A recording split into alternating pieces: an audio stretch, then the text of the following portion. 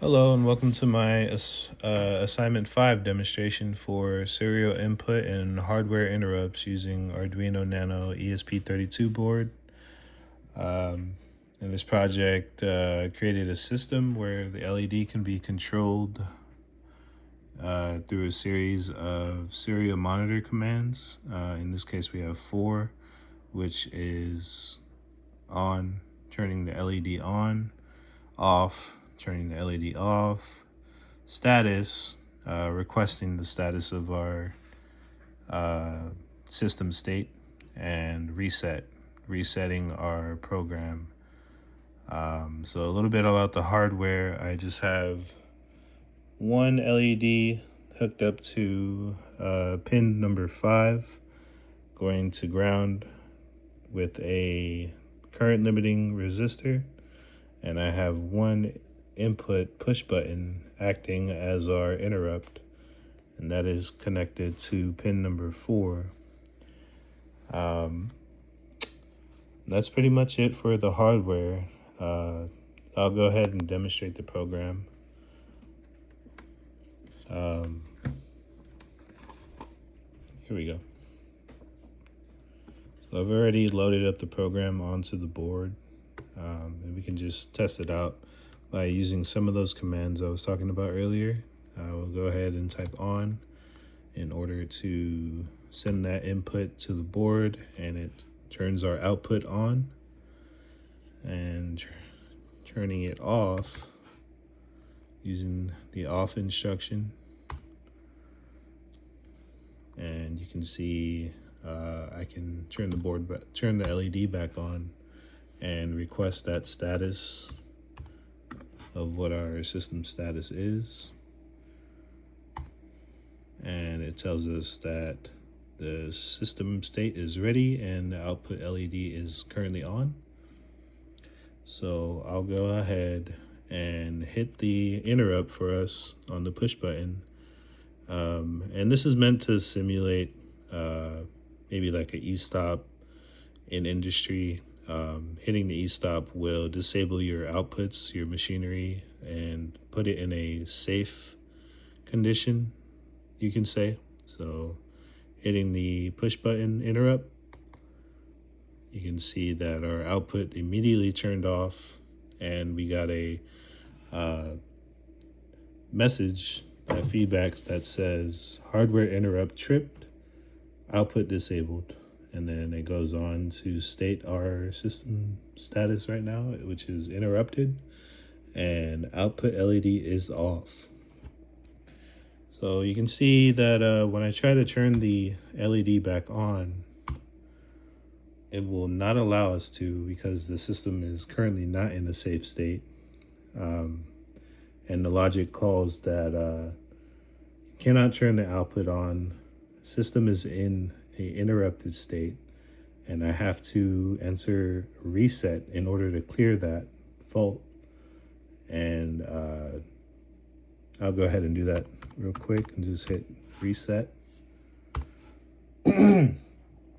So the system state returns to ready, and our normal starting operation, our normal operating mode for the LED was initially off, and that is the state that it returns to once you reset that.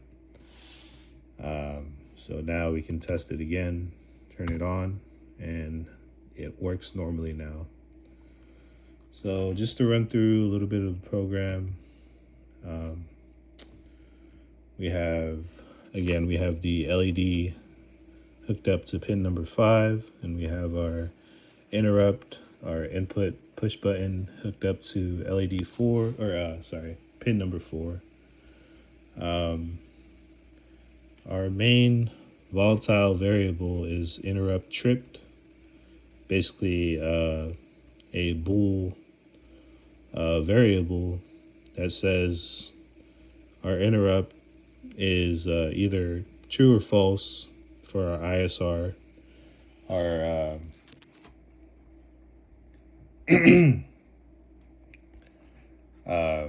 interrupt tripped volatile keyword is important because the variable is modified inside of our interrupt service routine at the end of our program.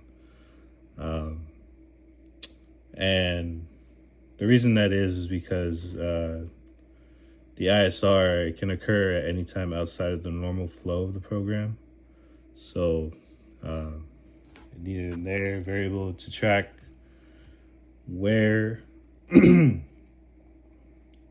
variable message to track whether the LED is currently on or off.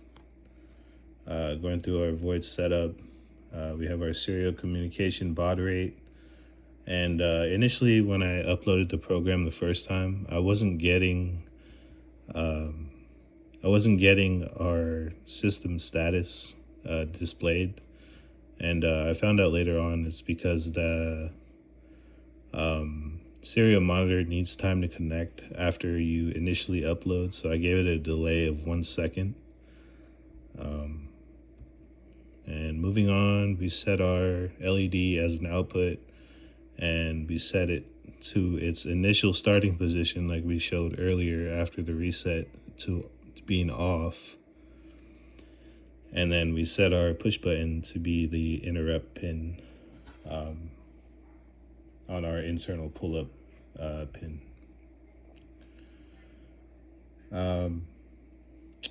And this just goes into our main ISR function, which is stop output ISR, meaning when the interrupt pin is initially pressed on the push button, we have falling edge detection, meaning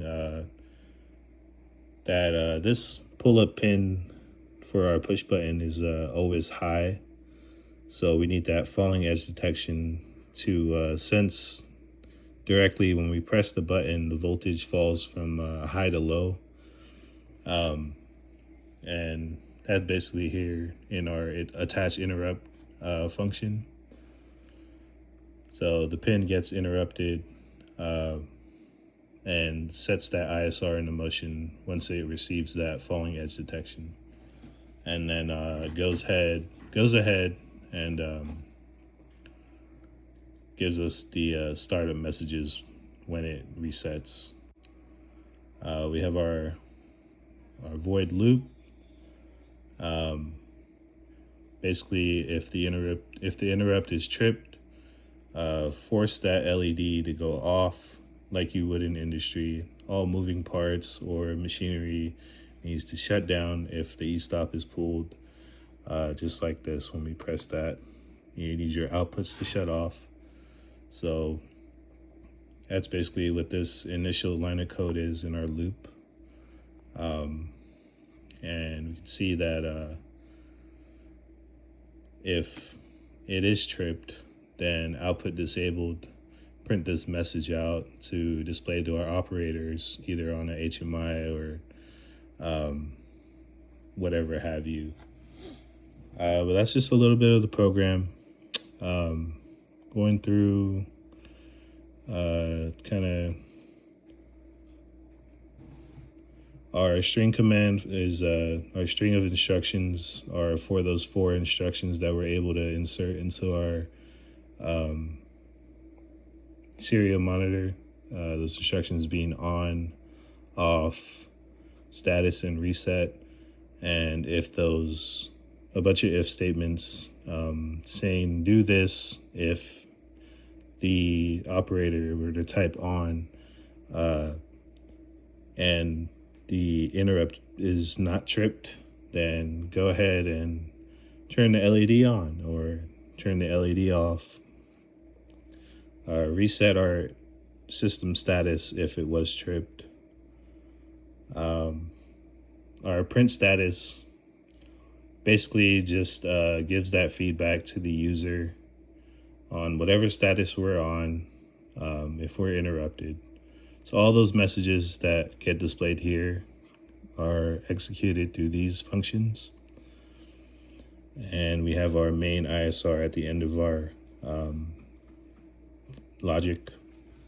And I thought it was interesting how this main e-stop logic needs to be at the end of the program, kind of like our TIA portal logic controllers with our safety analogs being either at the beginning of our programs or at the end. I thought that was kind of interesting. But that's my whole program. Thank you for watching.